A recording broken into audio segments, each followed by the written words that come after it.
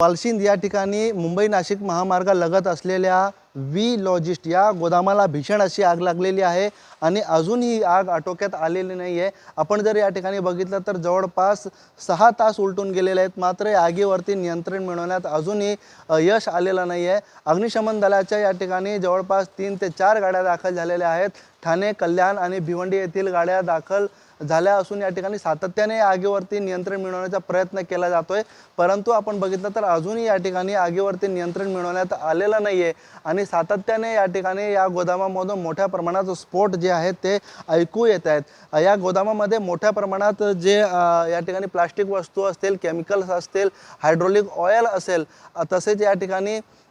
कापड या ठिकाणी मोठ्या प्रमाणात त्याची साठवणूक होती आणि त्यामुळे या ठिकाणी एकंदरीत ऑइल आणि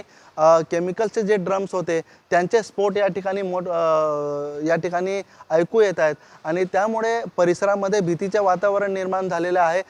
या ठिकाणी आसपासचा जो परिसर आहे, या ठिकाणी एक पेट्रोल पंप देखील बाजूला आहे आणि आजूबाजूचा जो परिसर आहे तो देखील या ठिकाणी आपण बघितलं तर सर्व लॉजिस्टिक आणि गोदामं आहेत, त्यामुळे इतर गोदामांना आग पसरू नये यासाठी प्रयत्न केला जातोय। सातत्याने या आगीवरती नियंत्रण मिळवण्यासाठी अग्निशमन दलाचे जवान या ठिकाणी प्रयत्न करताना दिसतात, परंतु ही आग लागली नक्की कशामुळे याचं कारण अजूनही अस्पष्ट आहे। विशेषतः या आगीचे जे धुराचे जे लोड आहेत ते या ठिकाणी जवळपास 8 ते 10 किलोमीटर लांबवरून या ठिकाणी पाहिलं जातंय, कारण मुंबई नाशिक महामार्गालगत असलेलं हे गोदाम आहे आणि या गोदामामध्ये लागलेली ही आग आपण दूरवरून बघू शकतो आणि या धुराचे जे लोड आहे ते मोठ्या प्रमाणात या ठिकाणी उंचवर दिसत आहेत आणि आगीचे जे लोड आहे या आगीने आपल्या रौद्ररूप धारण करत या ठिकाणी संपूर्ण गोदाम आपल्या भक्ष्यस्थानी घेतलेला आहे आणि विशेषतः आपण जर बघितलं तर या आगीवरती नियंत्रण मिळवण्यासाठी अग्निशमन दलाचे जे जवान आहेत ते सातत्याने